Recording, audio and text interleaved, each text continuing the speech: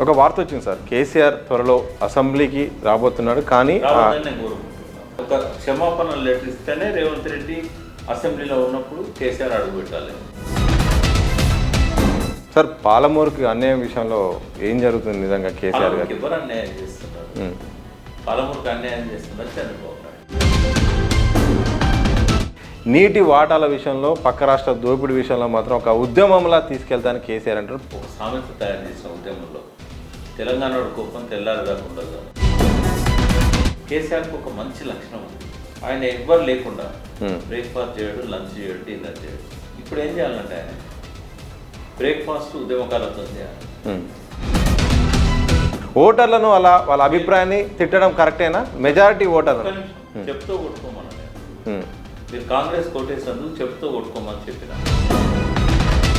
నిగ్గదీసి అడుగు ఈ సిగ్గులేని జనాన్ని, అగ్గితోడి కడుగు ఈ సమాజ జీవచ్చనాన్ని, మారదు లోకం మారదు కాలం.